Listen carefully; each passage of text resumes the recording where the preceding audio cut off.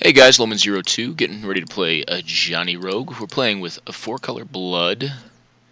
Yes, I would love to play first. Is this a keepable hand? Yes, it is.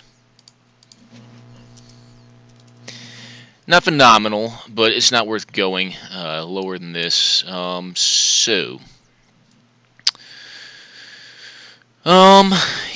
we're gonna lead off with this. So we have Vindicate on. Oh wait, no, we can't do that. Never mind. I keep on forgetting there's not a Dryad Arbor in this deck, so we almost made a sizable misplay. We should have led with the Scalding Tarn. Probably we'll go for a Mana Dork, be my guess here. Or will we?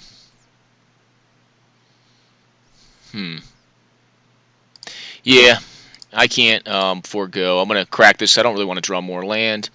Here, I think we want the Plateau or Badlands. No, we'll go with Badlands here.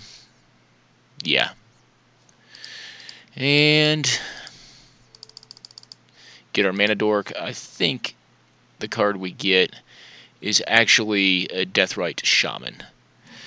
Well, obviously it's only a Mana Dork for one turn, but I think I only need it next turn really to get one of these Planeswalkers online. I think on our own, I don't know which is stronger to be honest on its own. Probably Gideon. Okay, Sakura. Cool. Well, that's also not a bad one. Obviously not going to Vindicate lands here. Yeah, I'll make white with this, cast Gideon out, because I can cast Chandra next turn.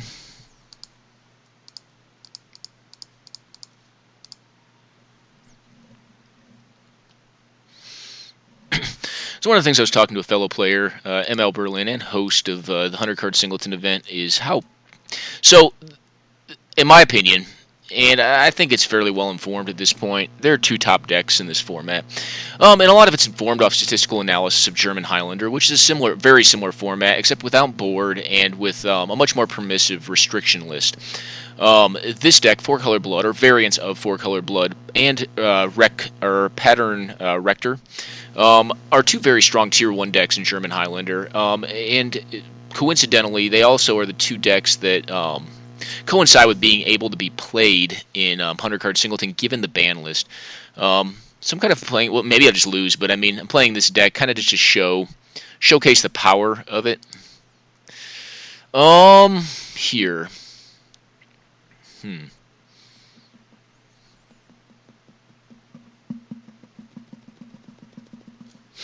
Interesting. So I think what we do is this. I think we just go to out aggro him here. Obviously, my plan had been to cast the Chandra out, but I don't see why I shouldn't do this right now.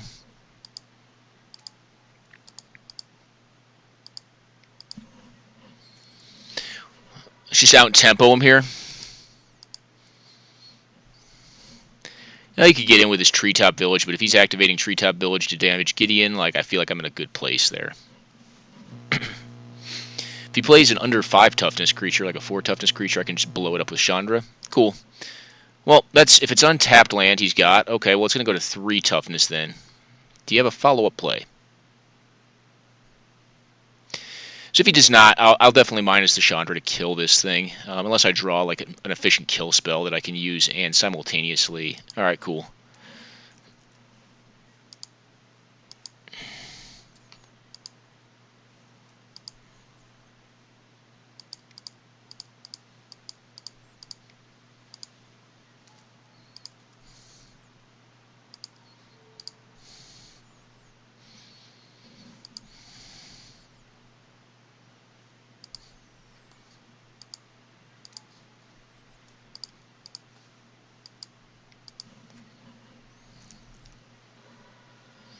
Alright, well, opponent's at 5 life.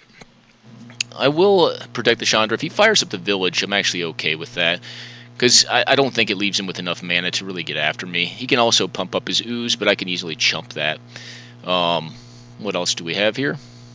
Yep, a Garruk. And now he's well within range of me just killing him outright. He can untap 2 lands. And he could even fire up the village if he wanted to, or he could just make a beast. Any way you look at it, though, Don't think this favors him, although he could trample next turn. If he doesn't kill the Chandra off this turn, though, I already have...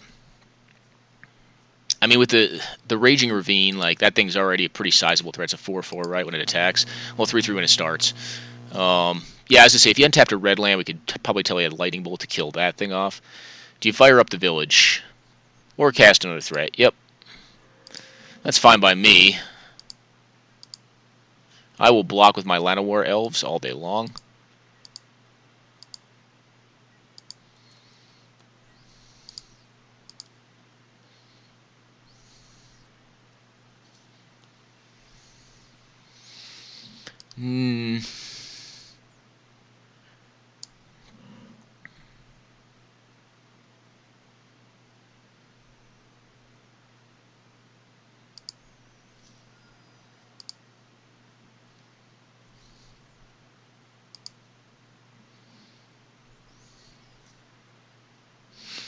Do want to fire up so he could occupy all of his mana, but that puts puts one lethal threat on the board. Yeah, we got this. So let's just do this. So he's going to 6. He blocks this or this. He blocks this out. This is 4 damage plus more than enough of the remaining.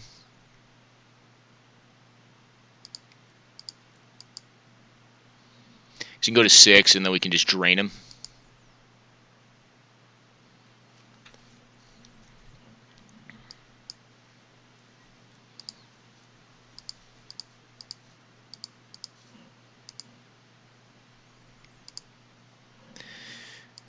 I mean, you could block the Ravine, but then he just goes to dead.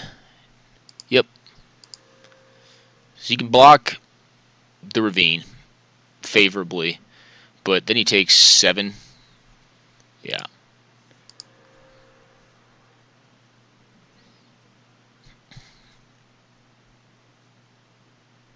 Okay, well, that's 6.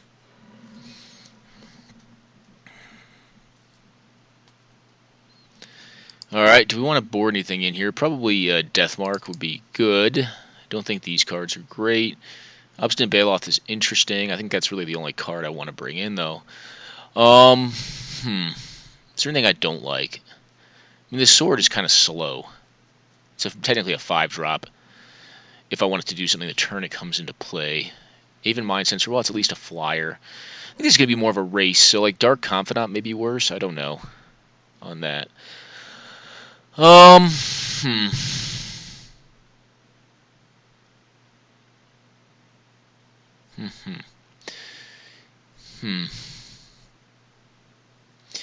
know, being on the play, I'm going to take this, or draw, I'm going to take this out. I'm going to take Dark Confidant out, because I think his deck does have the possibility or the potential to race us. That could be wrong. It's a strong card. If you use a more passive deck, like a control deck, I'd definitely leave it in, but, you know, green-red, pretty aggressive colors. Obviously, our deck's base green. But kind of what I was going back to, just to start off with, like, the initial theme, like, I think this deck is... versions of this deck are one of the most powerful decks that are available in the 100-card singleton format.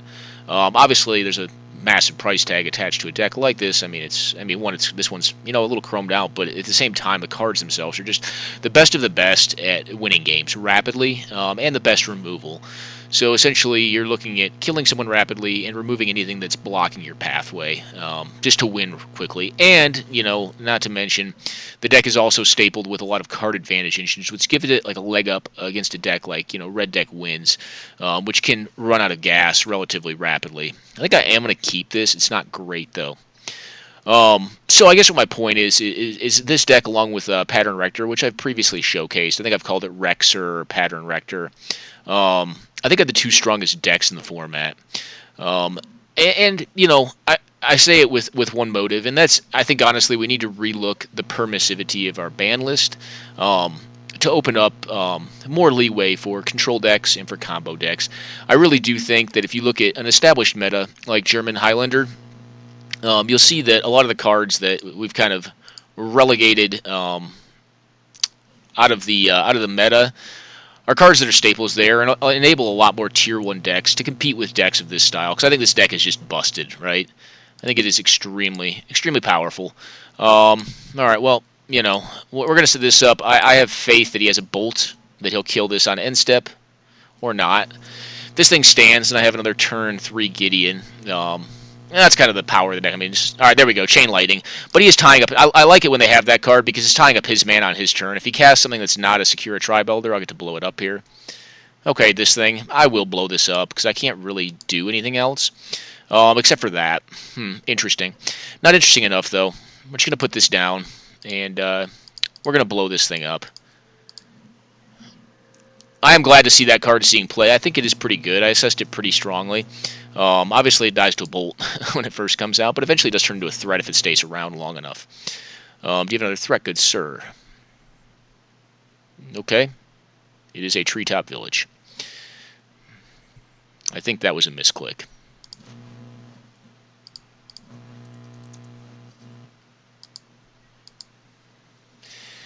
Alright, well, we have the white lands we need. I think we just fetch here with the Cobra out of the way.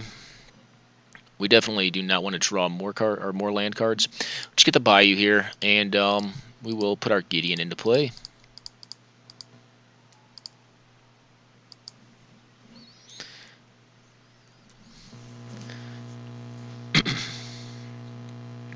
The next turn, I think what we look to do is just Lingering Souls. We could Green Sun's. Actually, you know what? We probably Green Sun Zenith for our what's that card called? The Tireless Tracker, and just get 2 cards off of it with the Verdant Catacombs. I'm totally cool with that. Do you have a burn spell as well? I'm going to let him hit it, because if he has a burn spell, chances are it does more than 2 damage. He could just have Arc Trail. That'd be bad here for me.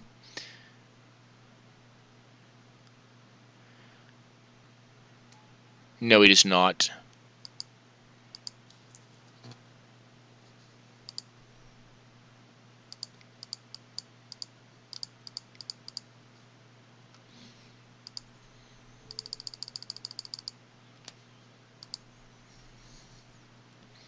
And Tireless Tracker.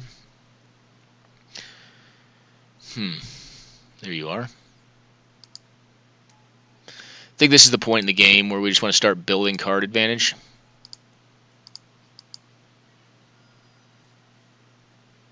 And what land do we want? A Savannah or Badlands? I think Badlands is right here.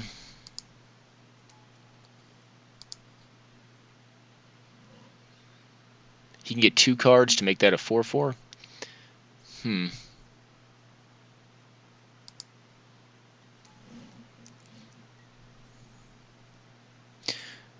We can play a little bit defensively. We have the Gideon. We have the card engine. Obviously, I could have cast out the Elvish Mystic. I don't know. Maybe that was wrong. I just feel like the mana fixing seems to be more relevant here, and I've already hit the top of my curve, and I have perfect fixing. So I don't know. I mean, maybe it was right just so I could pop clues easier and still cast spells or activate the Stirring Wildwood to start getting aggressive. But if he doesn't have something like a Natural Order, because I think his deck will go over the top of mine. Okay, what else do you have? This guy? Okay, this guy's good.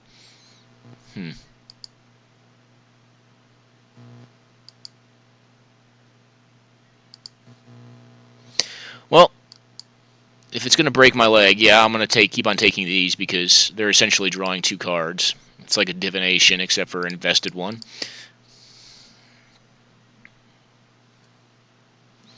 No, we'll get the Savannah. And I'm going to fire this guy up.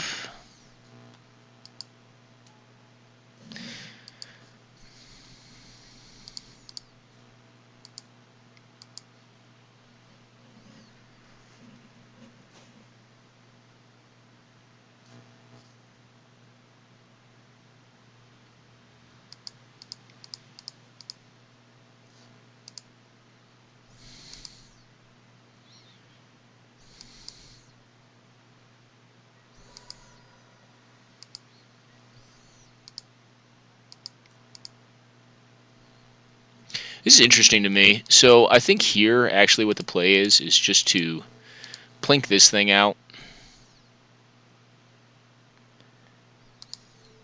and force him to draw another card. Won't gain the life. Obviously, I can't pop the clue at that point. I don't think I need to worry about my life. His life is the one under attack. This will also keep his Dustwatch Recruiter from flipping. Okay.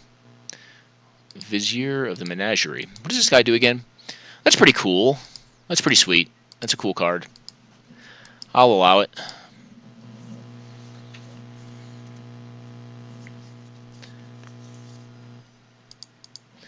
Could just have an answer to all this nonsense. Like, you know, and again, it's Natural Order is the card we kind of have to fear. That's just one thing that allows him to go over the top of us. And he may just have it here. Something big, though. Primeval Titan? No, Inferno Titan. Cool. Probably killing our nastiest threat. So removal would be good here. He's probably just going to kill the Tireless Tracker, I would assume. It's a strong one. No, he opts to kill the Gideon. Which is interesting to me because this Tireless Tracker is a must block at this point, I believe.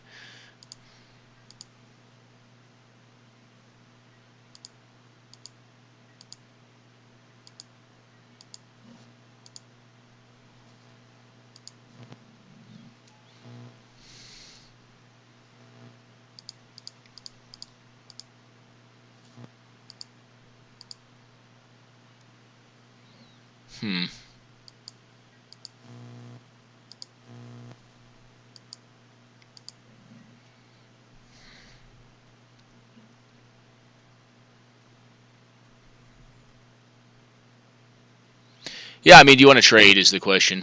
You're going to take it. Well, then I'll kill you. Yeah. He had to block with something. I think it was Scavenging Ooze.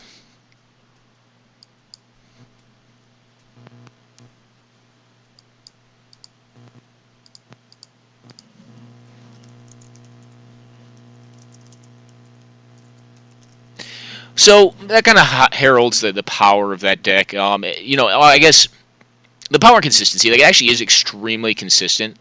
Its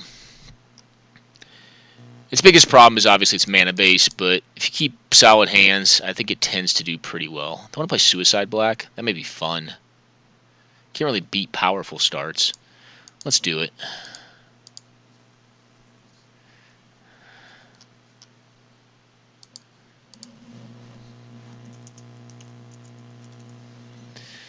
Play some SuicideBlack. Alright, we're not on the play, which stinks with this deck because this is SuicideBlack and it's got to win quick.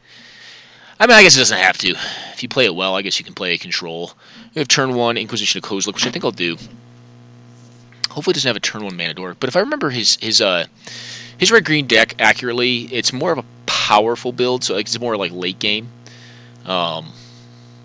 And this kind of just a fun deck for me. I don't know if we'll win or not. I don't know if we're favored. Not like the last deck. The last deck, I think, is just a trademark of one of the strongest decks that's available in the format. And I think also the rationalization for why we should adopt a more permissive or really progressive set of banned cards, putting a lot more of the blue cards into play as well as the black cards because they enable combo and control. Evolutionary Leap is going to the bin against this deck. I am definitely a removal heavy deck, and I don't want to get 2 for 1 every time I use removal at the cost of his efficiency. However, we've gotten the good fortune of him being direly mana screwed. I think what we do here is just play the Slayer out. I don't think we need to him this turn. I think next turn is fine. If he misses on land again, the him is just going to, you know, it's not losing value. Well, it's a strong one. I don't think he's playing black, so we'll just play this guy out, and then we'll him him.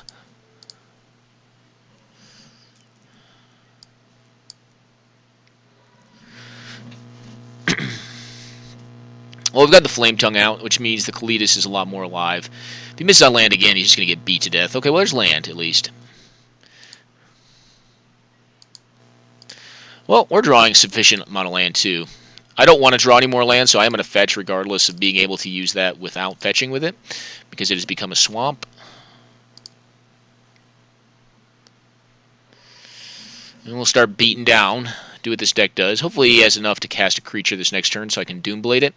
There we go. So Reclamation Sage could come online here. Could just need a blocker. Well, that's a strong one. Epic Confrontation. Well, more land. Continue fetching. This is a 33 land deck. It has very few lands. Obviously, you're seeing Kalitas right now, which is a 4-drop. But typically speaking, and we're just going to do this. Typically speaking, it does not have a lot of large drops. It's a lot of 1- and 2-drop creature cards. Thus, SuicideBlack.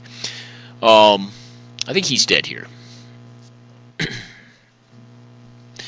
And that's just due to Mana Screw. I don't think this deck is any better than his. I think we just got lucky. Although our board is nice. So Deathmark, Disfigure, probably not. Self-Inflicted Wound, yes. Lifebane Zombie, yes. This, yes.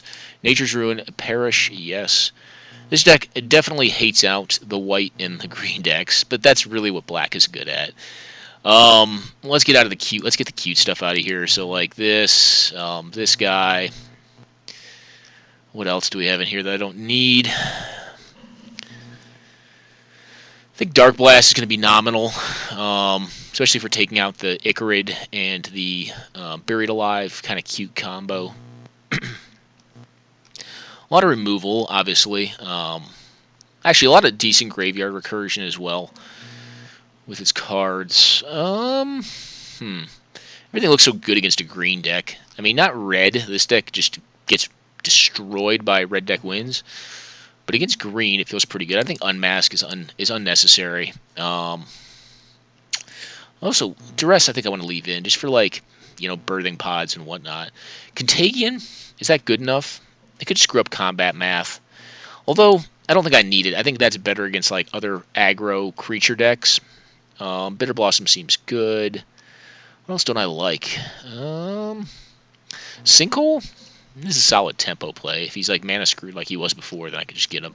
Although, you know what? Like, I don't think I need Sinkhole, because I think typically he's just going to be ramping, and like it's so terrible late game, or even like mid game after like he's developed his board, because his stuff is generally going to be bigger than ours. We'd rather be spending our mana to kill his stuff, or like resolving like, you know, Nature's Ruin or Perish. Is this hand keepable? Yes, it is. On the draw especially, I can cast actually every single card in my deck.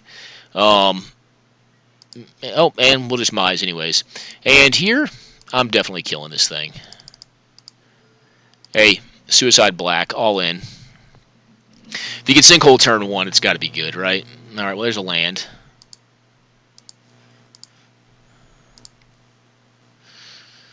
I think we look. What do you got?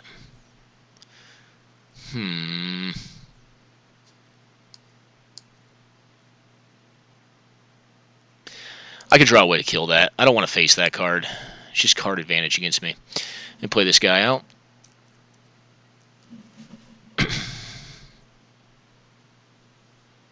Yeah, and there's a land.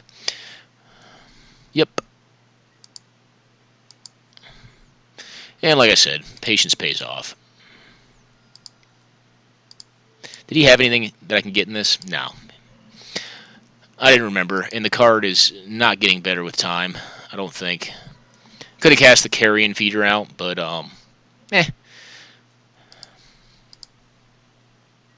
Well, since I drew that land, I think the right play is this guy. Skittering Scourge is also interesting, which, if you're fans of Magic history, Skittering Scourge has definitely seen play in Suicide King before, SuicideBlack, which this deck is redolent of. Well, that card's amazing.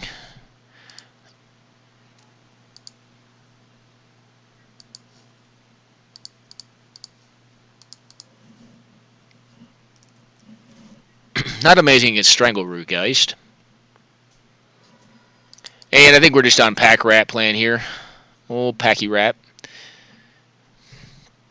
Could have Arc Trail to still get rid of the Pack Rat. That's about it, though. If the Pack Rat goes unchecked, I think we just got him.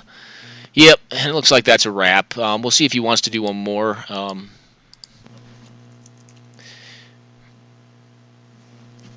Yeah, we'll see. I'm going to go on a quick pause, guys. And we're playing AbzanMidrng now.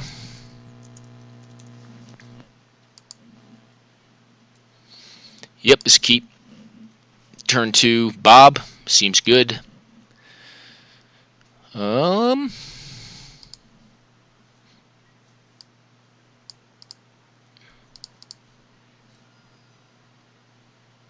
think we just go with a Bayou here.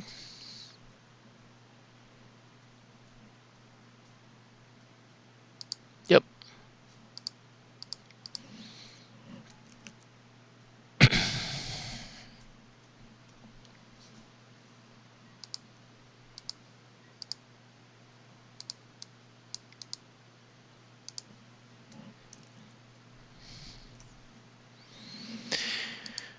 If we don't hit land, we play out the Den Protector to set that up for the following turn, so we can play land plus Grimflayer if we miss 2 times in a row. I don't know.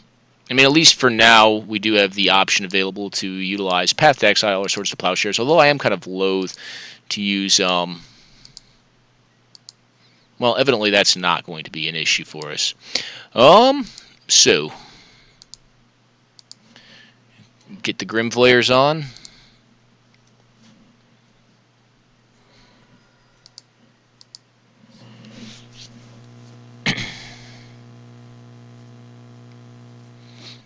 I want to say Path to Exile for Treetop Village. Oh, he's playing Jund. Maelstrom Pulse. Yeah, okay.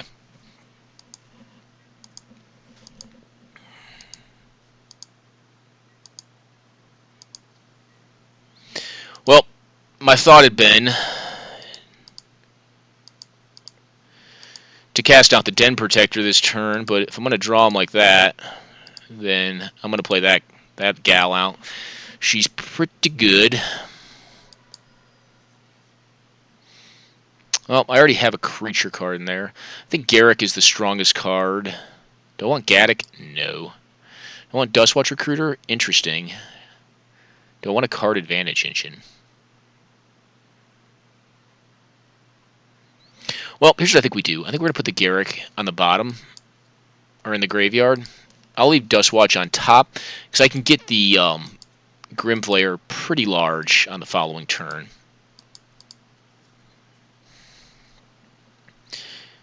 And depending on what he plays here, he's only been answering our threats, which I don't think is where you want to be, but, you know, especially the Treetop Village to come into play tapped land. You could just have like a Wrath of Damnation or something like that right now, which would not be good. Although, we have Den Protector to kind of recover, and I may even path one of my own creatures at that point. My guess would be, though, he's more of just a mid-range deck, kind of like we are. Well,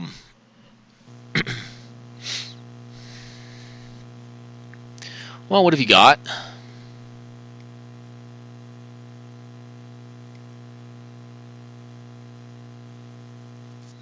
Okay, an Obstinate Baloth. Well, gain infinite.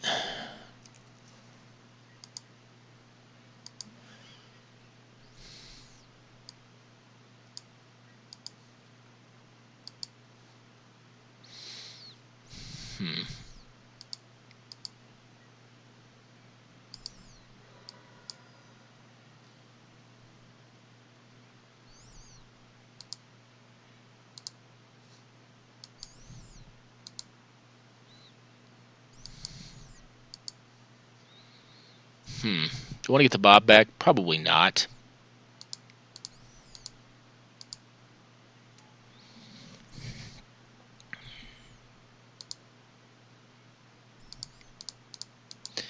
And F6 value. Scavenging Ooze.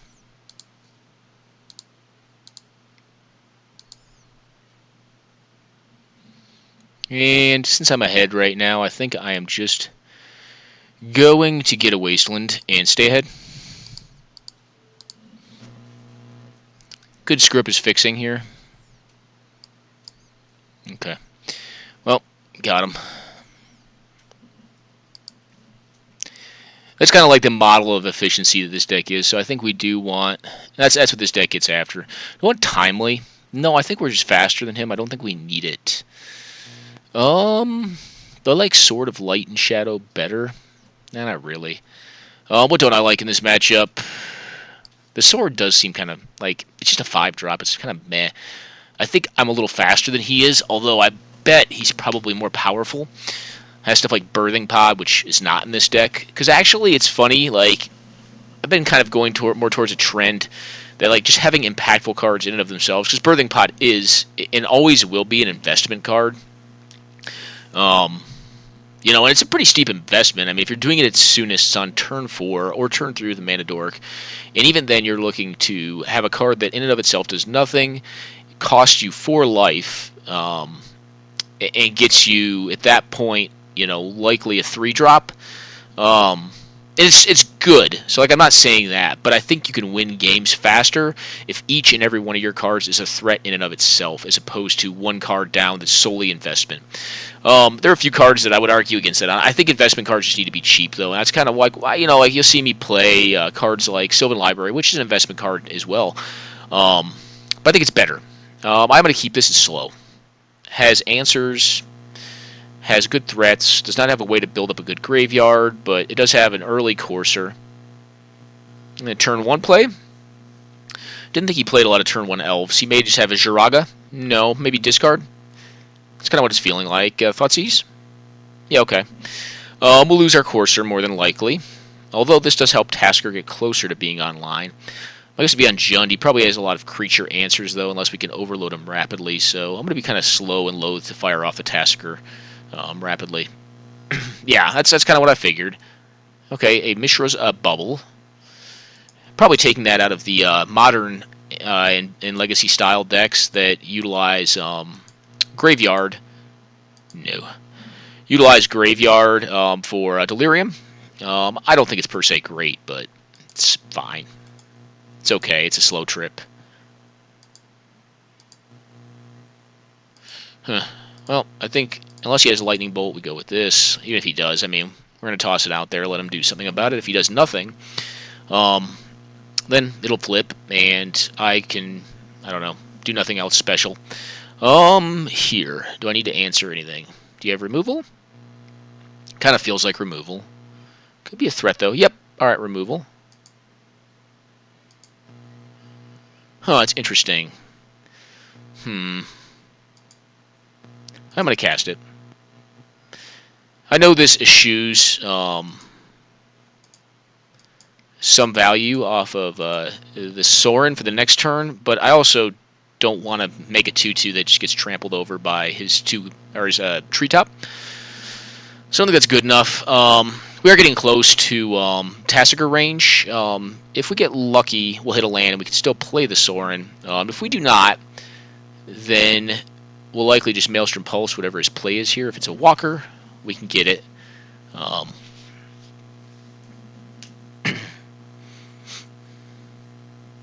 Wonder if Mortars is board or main. Probably it is a board card. I mean, I think of it as generally being a board card. He may run it main. I don't know. Are you gonna fire up the village, or are we gonna cast something? At this point, he doesn't know about our Maelstrom Pulse. Well, okay. We're gonna get Thoughtseize back and get rid of one of my cards. That stinks. Yep. That's okay though. What can you do? At the same time, it does fuel Tassiger very rapidly. So, I mean, unless he gets Tassiger here, because I don't really want to pulse his silly Eternal Witness. He could also just get Sorin. I mean, he can see that I'm not likely to cast it next turn, but any land off the top gets it. Yeah, that makes sense to me. I think that's correct. Now, if I Mize well, I do not, but I Mize well enough.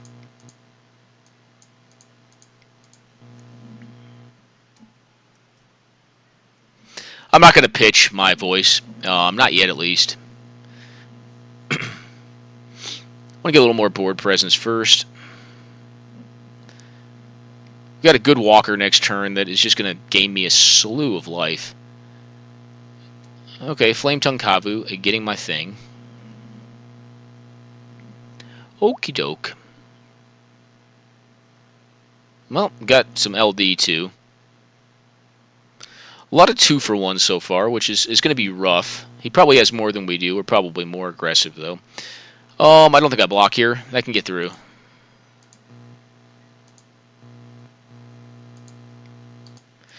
I think here...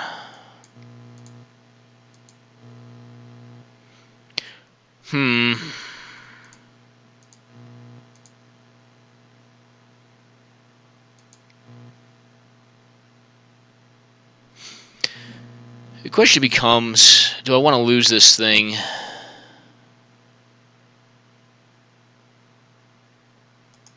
Not really. Well, yeah, there's the 2-for-1 actualized. And hang back with this.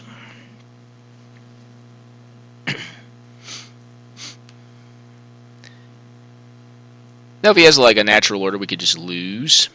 I'll take this.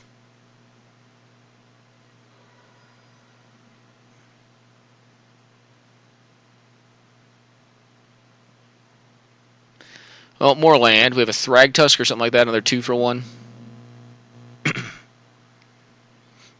Yep, Thragtusk exactly.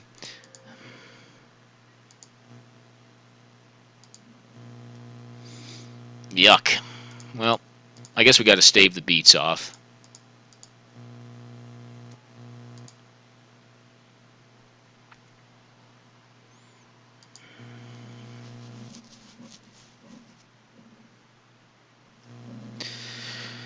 Oh. Well, we most likely block the Tusk. Although, he could get greedy here. He can kill it if he activates his man land. But, you know, maybe I just kill the man land because I have the better capability. One, it takes him down on mana, on green mana. And two, I have better ability. He could just kill this thing. Which would be rough if he has the burn. If he's got it, he's got it. Yep, fires that up. I think I am going to kill the land here, actually. I think that makes the most sense because I have more creature kill in my deck than I do land kill. Yeah. They all go into that thing? Yep, I'll block the top.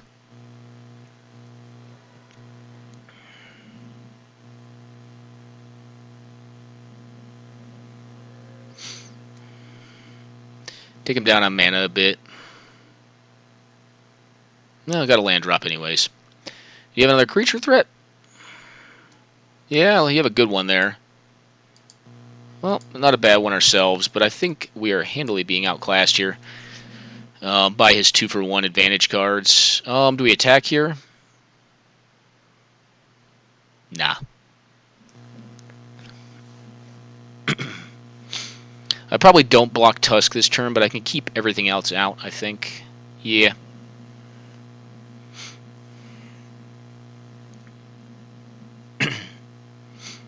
Well, at least Sorin bought me some time. If he dead draws a bit and I live draw, I can get out of this position. Now, if he live draws and I dead draw, I'm obviously dead. And I think if we both top well, he's already advantaged, so he's likely to win. Yeah, I'm not going to block that. I'm good. Wasteland would not be horrendous.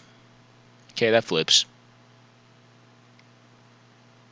Well, this actually gives me, opens me up to an attack, or for an attack this turn, which is cool.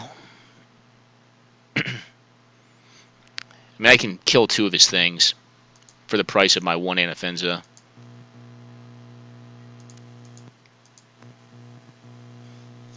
Which I can get behind. What did he get? Fire Imp?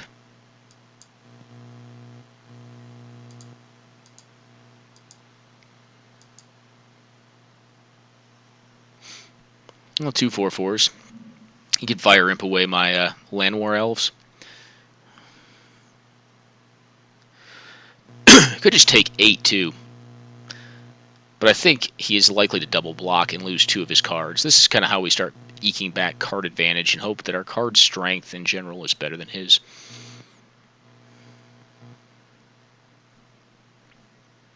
Takes it. I don't think he per se wins this race. Now he can Fire Imp, and then he's got another chump blocker next turn. Worldly Tutor for what? Probably for something horrendous, like, you know, Primeval Titan, and that's probably the game. Do I play it out if he has Prime Time? Probably not. I mean, I guess I could top exceptionally well. But we've gotten through a lot of his like good 2-for-1 cards here. So like Thragtusk, Eternal Witness, this silly thing, the Dustwatch Recruiter, and the Flame Tongue Kavu. There's a card disadvantage card. I'm assuming he has the land drop in hand. If he does not, that's an interesting. Oh, never mind. Yeah, he can do that on 5. He can cast a Prime Time on 5. If he taps out here, though, and I draw Shriekmaw, Shriekmaw would probably be one of my better draws. All in attack, huh? If I draw Shriekmaw, let's think here. I can take this damage. I think I do. Just in case. I mean, so if I draw Shriekmaw here, what does that do for me? I mean, I'm probably dead either way, so I'm gonna play to my ounce. If I draw Shriekmaw, I can get rid of this. Probably gets another man land, so we get Raging Ravine plus maybe Tech Edge, I guess. Because he's already played every other one I think he has available to him. Well, actually, no, he can get Lava Claw Reaches as well. No, he doesn't get either of those, so he gets another value card. He gets one of them. Okay, that ain't going to do it, so let's go ahead and concede here. We'll get him next game. Maybe a little too slow a start on our end. I don't think it was horrendous, though. Do I want Duress? Probably not. Do I want Timely? I think I'm going to have more creatures down. I think I do want Lingering Souls, though. It's flyers. Or they are flyers. Reclamation Sage seems fine. Obstinate Baloth, kind of meh. So it's Thrun, though, really. Even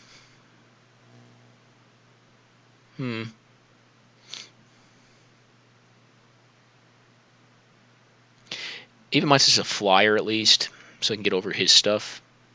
Selfless Spirit seems kind of meh. I don't think I want that card.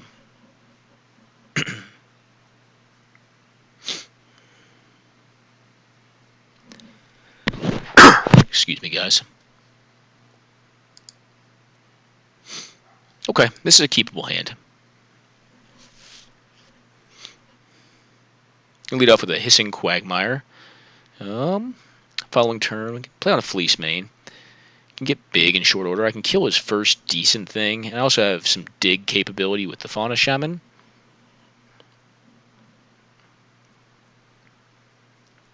See, the problem with these big decks is they're just a little bit too slow, and this hand is not fast, but if I can... Alright, he's down to 5. That's not good. If I can ever eke advantage, early in and just accomplish, just overmatch in the early game, I can generally develop inevitability by the 4th or 5th turn, I think. Alright, Swamp. Discard? I kind of like that. What do you get? The Fauna Shaman's probably the most dangerous. I have a lot of creatures in the deck. He may take Fleece Mage because he doesn't have an early answer to it.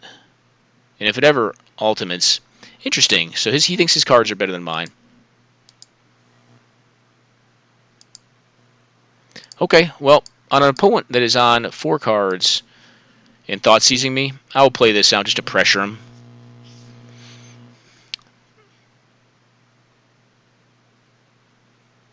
Takes the damage down to 16.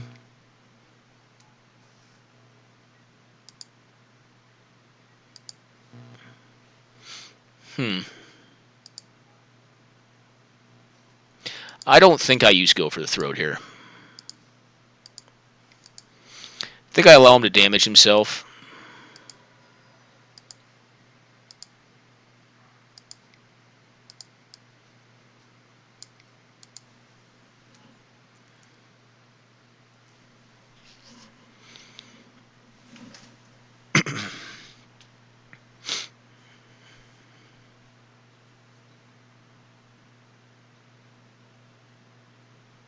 Kind of would like to set up Shriekmaw at some point for one of his bigger things.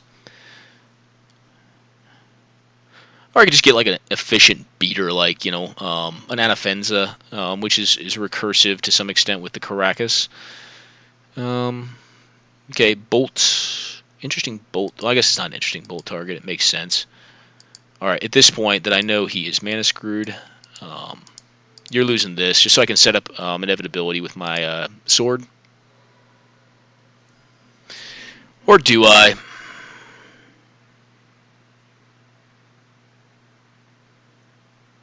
Do you have Abrupt Decay? No? Well, next turn I can make this thing both massive and hit him with a sword, which seems pretty good. Not drawing bad here.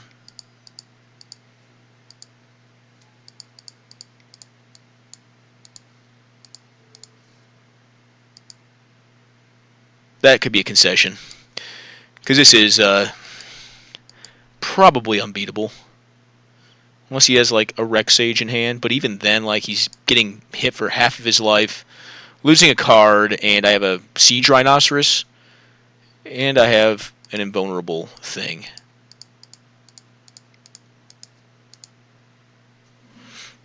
Alright, go. If you don't have a way of dealing with the sword, that's probably a good game. The lion is quite unstoppable. Well, he could either deal with the lion with like an innocent blood or something like that, or like, you know, an edict effect, or he could deal with the artifact. With a fourth land, he could do both. It would take like an edict, 2-mana edict, or 1-mana edict plus like a spell. Kasali wouldn't do it there. Do you have Kolaghan's Command? Kolaghan's Command would be brutal here. Deal both with my sword and with my my great card I have in hand. No, just this dude. Well, this dude's fine. Well, there's another good one. That's why you play these like efficient cards. I think they're good. I think they're better than some of the more powerful strategies. So that's a drain, and then a hit to death, and then a Thalia if we wanted. But the game is over at this point because you cannot block this thing. So yeah, no, that's kind of what I was getting after. Good games, man. You know, I think when you build without some of the more powerful stuff, you can tend to get better results. And that's kind of the idea behind 4-color blood as well. That's just 3-color blood essentially, just Abzan. And the decks tend to be very powerful. Like, you know, if you look at like this list specifically, let me go see if I can find it. I think it's AbzanMidrng.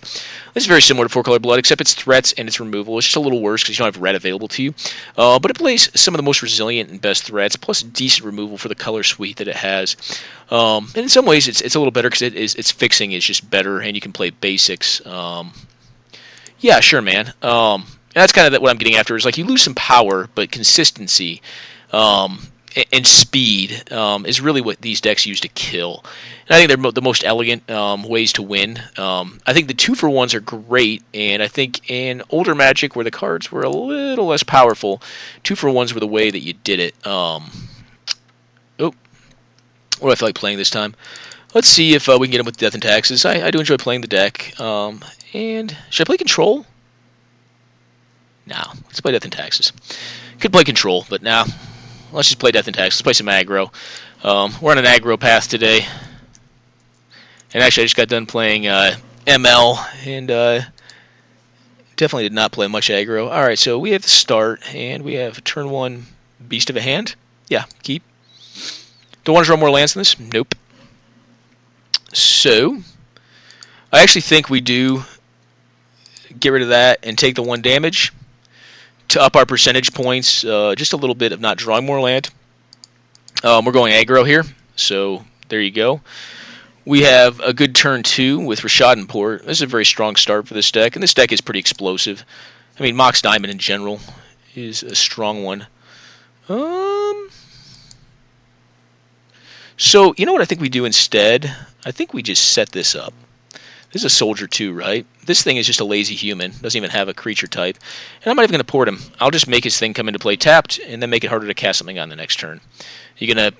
Oh, Mana Tithe? Okay. Well, you got it.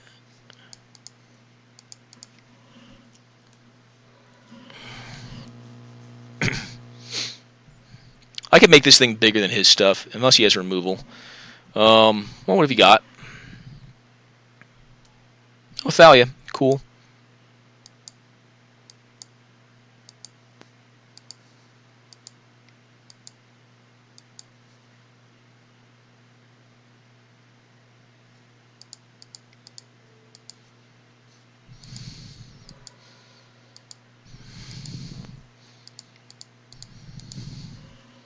So we are definitely in the mirror, which is cool. I can get behind me some. You can definitely get behind some white weenie mirror. Yeah, Wasteland. You can get my Rashad Port if you like. Yep, makes sense. Well, what's your next card? Okay.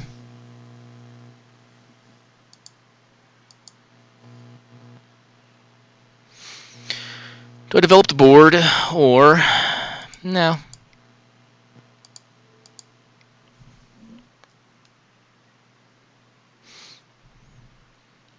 That can definitely be killed by those. Eventually it's going to get size massive, though.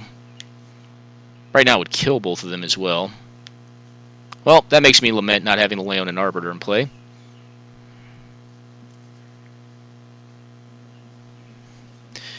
Although pumping the Council's Lieutenant makes it so that he cannot attack very favorably. Could just have a good answer here.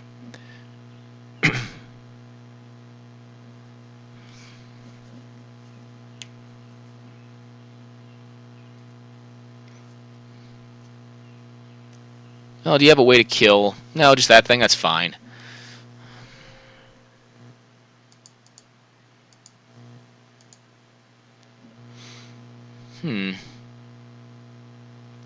Do I attack here? Not quite yet.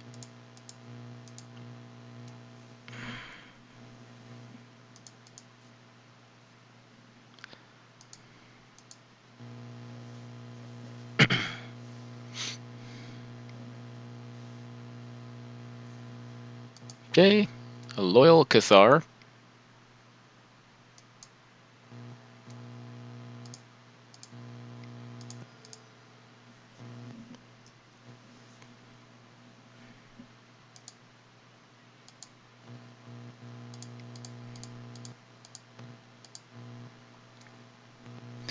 So this thing is a 7/6. Which means it can't get killed in first strike damage.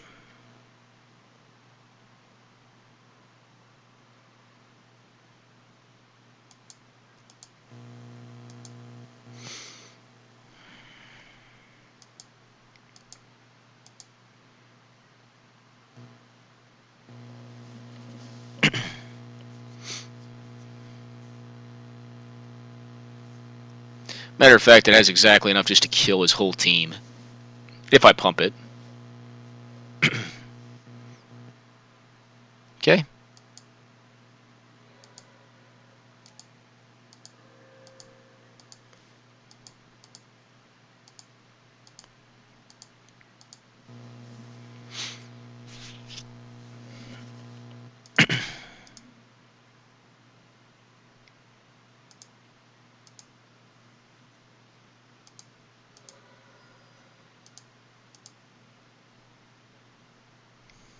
Well, do you have something really good? No, that's not that good. That card, I do not fear right now.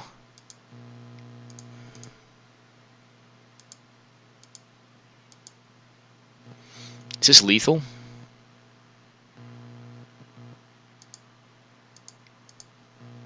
It's got to be very darn close. So 15 life, that's 7, 8, 9.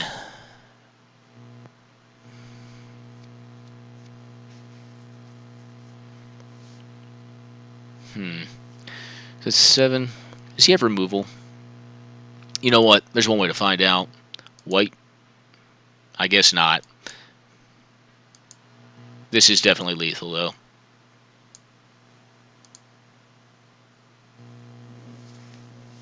Is that a concession? No. We're going to see how big they get. They're going to get huge.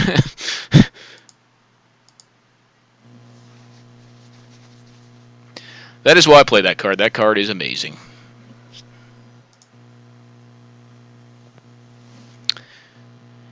Can just win games on the spot, especially in the monochromatic matchup. Well, I think this sword is better than this one. I think our hands are going to be dumped way too quick. I think I just want more dudes, like better dudes. What do I think about cutting like the Geddons? You know what? Like, I don't think I need the Geddons. I don't really care if he keeps them. I just want to put threats down. So I think this is good. I think Firewalker's got to be worse than something. Hushwing? Hushwing's interesting to me because it flies. I like it better than these non-first strikers. First strike, I think, is very relevant in this matchup, as is flying. Those two abilities, I think, help you to win it. I do like Parallax Wave. All right, submit. I think that's good enough. Cataclysm, not a match for it. Kind of just takes it back to board parity. Maybe it is good enough. Like if I have the best creature card and he has just a bunch of junk and he's horizontally outgrown me, We can go back to square one. He has his best thing, I have my best thing, but if I know my best thing's better than his best, maybe it's good enough. I don't know. For the same reason I cut the Geddons, I don't think I'm going to bring the Klasm in. I don't think you need the Geddons in this matchup. Like, I think neither of us are trying to go over the top of each other, you know. And plus I'm on the play, so like Geddon becomes a lot worse on the play. There may be consideration to it on the draw.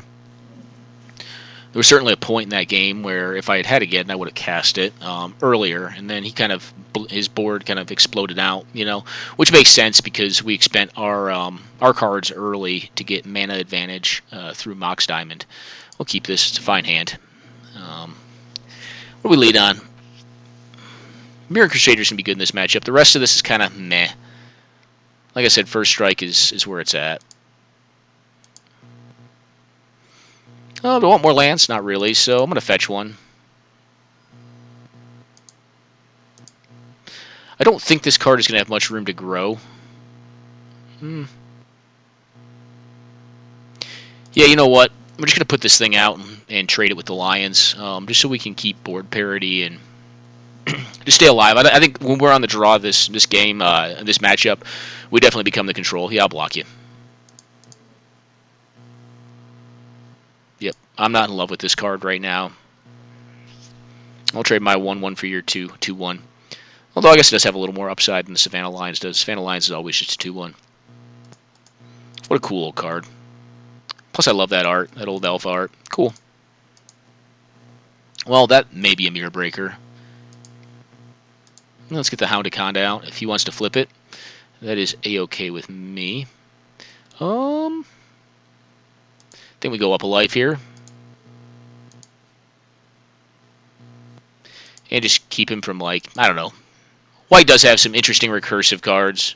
So he's got a more powerful hand, it would seem, because he only played one drop, so he probably has 3 drops and 4 drops, or he just is out of gas, which would be bad. Next turn, I think we get Gideon online and just hope to win from there. Okay, that's a good one. You gonna puppet? That is actually cool with me.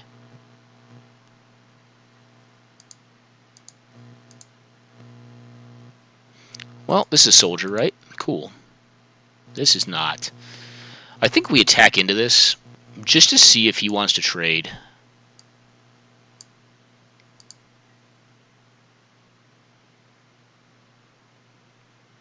Yeah, cool. I'm 100% fine with that.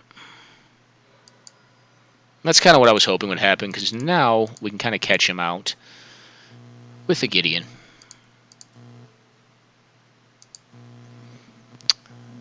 Would have been nice to get him to spend his mana on it.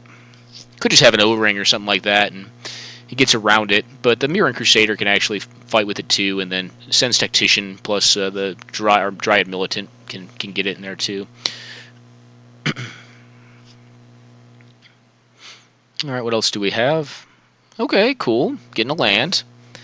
That card is strong, obviously. It does first strike. Okay, well, I think we need to leave Figure tapped. Do you have another threat? Oh, he drew... Oh, interesting. Wonder why... Okay, he was trying to stay on mana parity with me, so he could get value off of it. Makes sense now.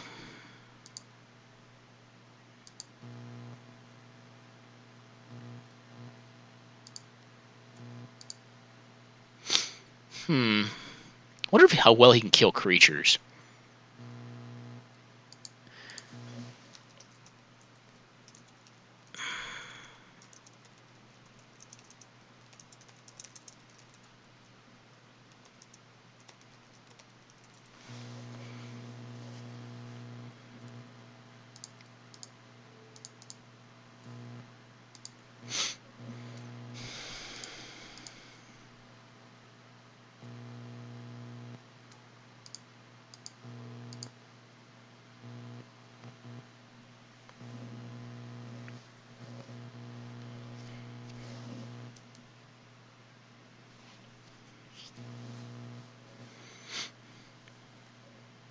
Alright, so what this sets up next turn is I can get the Mirror Crusader down, which I think is...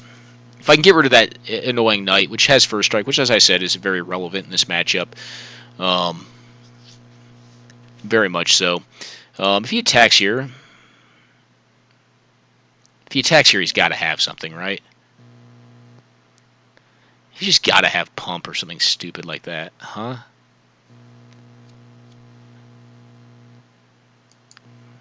You know what? I'm a sucker. I'll go for it. The tactician can still pump himself. What do you got? I would rather the hound die. Interesting, okay. He would rather the hound not die. He may have a Caracas. Well, not in play, so.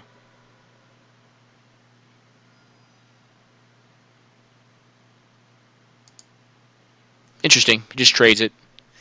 Okay. I think first strike is too good to trade like that. Plus, I want to keep his threat density low. Alright, that's fine. Do you have more? No.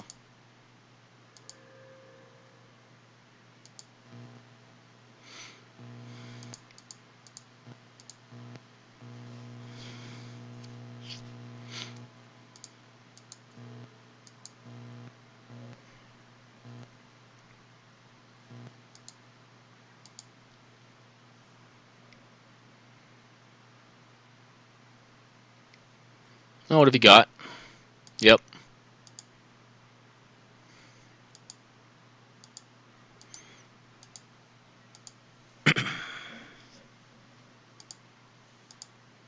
I do like that he's using Imposing Sovereign. I think the card is stellar. Even if it doesn't have a job. Oh, what did you draw? This guy? Alright, well that's good if he gettens me.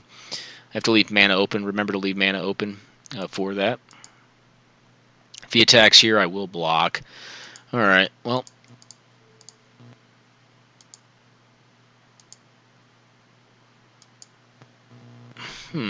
Interesting. Interesting. This is 4 plus 4, 8, down to 9 plus 4 is 5 life left. Not quite. This thing?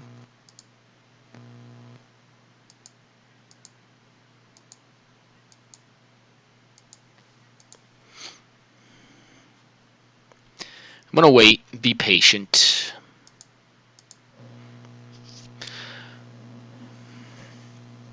Maybe I should have held that land, although, yeah, it's fine. At this point, it's just about controlling, I think, until I can get in one good swing with a Brave the Elements. I don't want to draw land, so I will fetch here.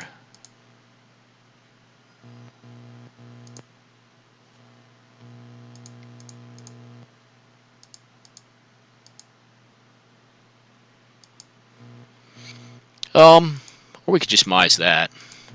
That's why you play it, right?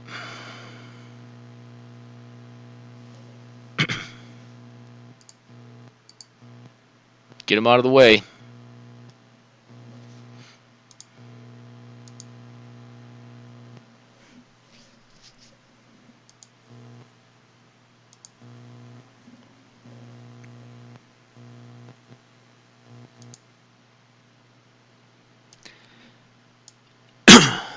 Excuse me.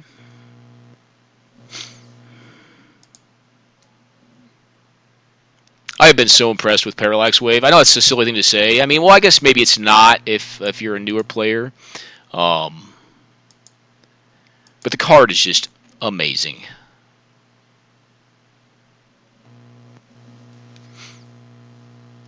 This is going to put us in a place where next turn with Brave the Elements, we can just win.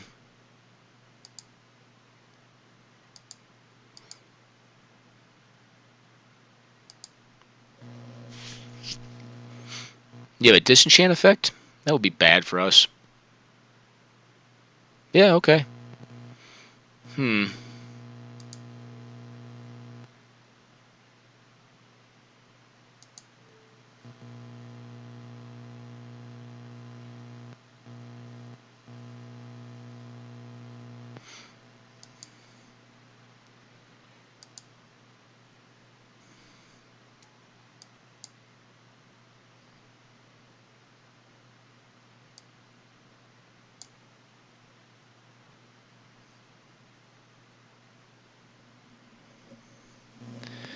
you can pump figure. Yep. any all-in attack. The disenchant was a nice pull. Although, interestingly, I wonder if he should have just disenchanted it. I guess if he had, I could have just grabbed my own things up to take him out of combat. It's fine. Yep.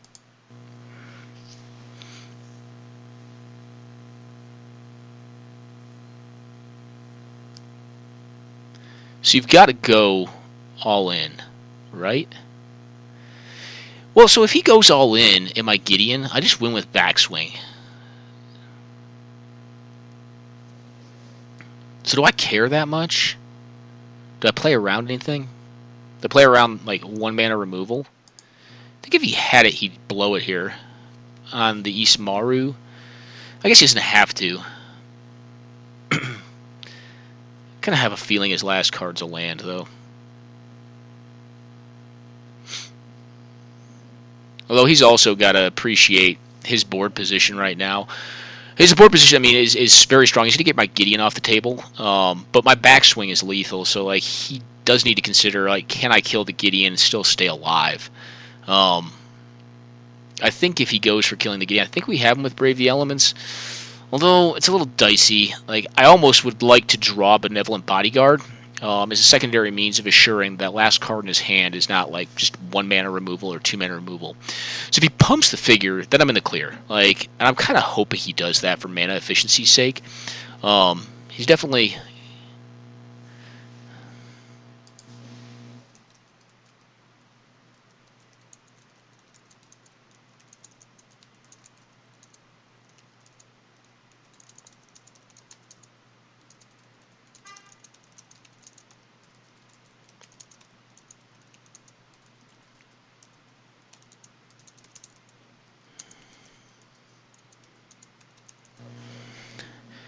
I give my 2 cents.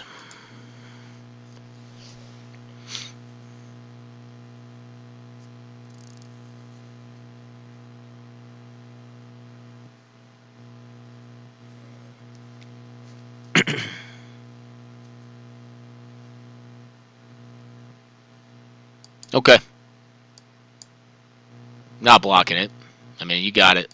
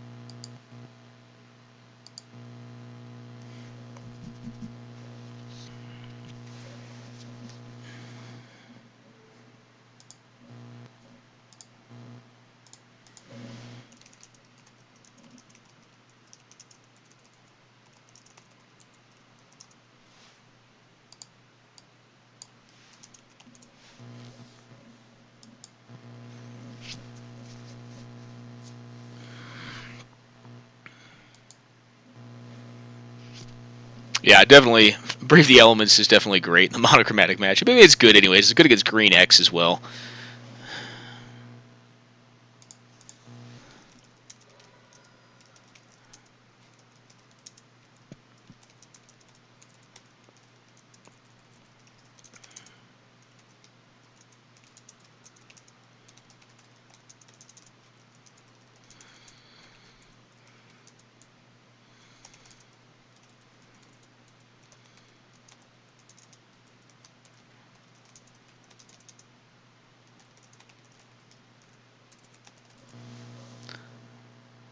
Yep, definitely my fave. I don't know if it's my fave. I like control too. I just like interaction. I like knowing that I've made sound decisions. And that the result of my sound decisions is either victory or loss. If I don't make the sound decisions, I lose. That's why variance can be infinitely frustrating. Obviously, that's a true statement for everyone.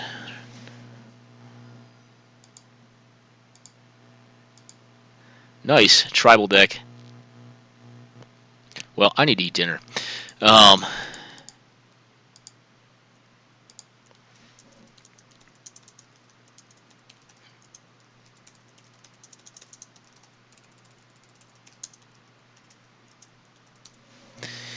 And I think that will conclude it for tonight, guys. I think I'm going to cut it off there. If you took anything out of this, I think the biggest thing was what I started off on. I kind of rambled around in a very bizarre way, and that's the banned list. I think we need to open that thing up. I think pretty much almost everything on there, with the exception of Power 9 cards and the busted mana like Mana Crypt. I think all that should be in the 100-card singleton format. I think it should be very much so like German Highlander, which is not a point-based Highlander. It's a ban, unban series. Has all those cards available in it. And I think they should be. I think, if I want to play with combo decks, I think combo decks should be fully supported in the format, because I think they need to be. I think for a meta to be healthy, I want to see as much as I possibly can. Me personally, I don't care if I lose to it. That'll just make me rethink my deck construction. How do I disrupt it? How do I win around it? Or how do I just beat it? Because I'm faster. Or how do I out-combo it? To me, that's the fun in this game in general.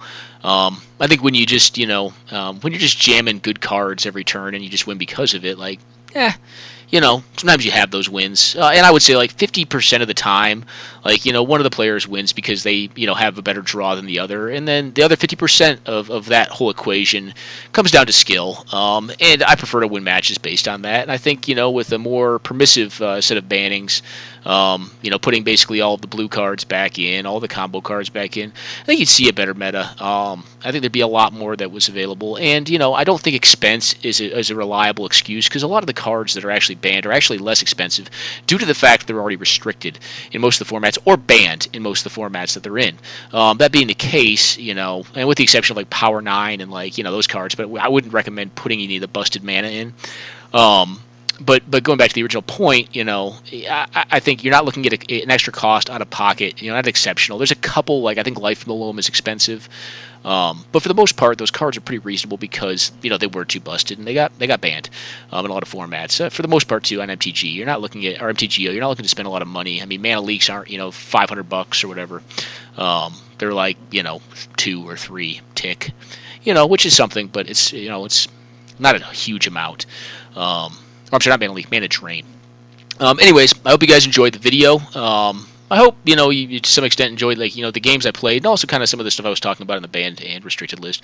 Because I definitely, I find the best part of this format is building, and I think the more permissive, we make the format, the more you'll see.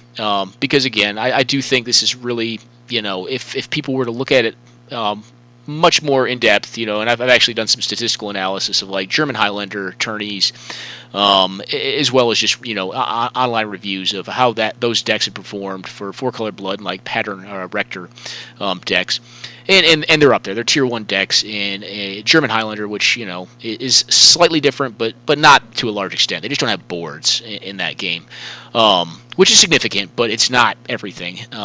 And I think if we look to include more of the stuff that we've said, hey, no, you can't play in tombs, I think you would see that the meta would balance out. Because at the end of the day, I do think the two decks that transcend over from that format, which is more permissive, but don't per se dominate that environment, are Pattern Rector, which I played previously and to pretty good result. I've won a tournament with it under the name of Rexer, and then also 4-color blood, which is currently played quite prolifically by player Dots. Those decks don't really lose a lot in the ban list we have, whereas a lot of other decks that are viable and very strong tier 1 decks, Reanimator, U-White B or Esper Control variants, lose a lot in our ban list. I think if we look to put some of that stuff back in, I think you'd see that the meta would be more healthy. Right now, you may not perceive that the meta is unhealthy, but I've known for a while that those two decks are the dominant decks. If you look at statistics, based on Dots' performance with 4-Color Blood, I think you'll note that deck is a dominant deck. And the reason that it is because it's just great and it doesn't really have anything nerfing it. And it also has to do with current design trend. Same could be said of Pattern Rector. It's just a busted combo deck, and it plays the best creatures too. So, they're very similar, and they don't really have any losses, and the 100-card singleton format. So, hope you hear me out, and I hope, when we look to start banning and unbanning stuff, we just open it up, because I think you're just going to see a much more interactive game, much more powerful and viable decks out there. They also have power parity, because, even if folks have not realized it yet, I do think we are essentially in a two-deck meta, or there are two best decks in the meta. And like they say, generally metas do circulate around having 2 to 3 best decks. I'd prefer to see it be 3 to 4, or some sort of combo variant, some control variant, and then some mid-range variants. And right now, I think if you look at it, we really don't have that. And you can take me at my word, or you can read more into it. But if you are interested in doing a little bit of your own research, check out German Highlander and check out some of the stats for both those decks, Pattern Rector as well as 4-Color Blood. And then take a look at the ban list that is on German Highlander, and also the ban list that's on our own format. And I think you'll see, why those decks, in recent history, have been, abusively powerful. Like, folks don't know how to beat it, and the reason is because this is the best. That's it at the end of the day. And I've told folks that I thought Pattern Rector was the best, and I still kind of do think it has a slight leg up over 4-Color Blood. But for me, it's about building, it's about replay value, and if I play the same thing every time, it gets kind of boring for me. So I hope you guys hear me out, and we get some more cards to play with, and we can build some more powerful decks. Hope you guys enjoyed the video, and if this is a format that interests you, and this is your first time watching, this is 100-card Singleton that we've been playing. It is not a MTGO-supported event, but we play competitively every Saturday at 15:30, and you can get there to the event. It's a player-run event on gatherling.com. It's free, and there is a small prize pool if you take it down or if you lose only once. All right, so I hope you guys enjoyed the video, and take it easy.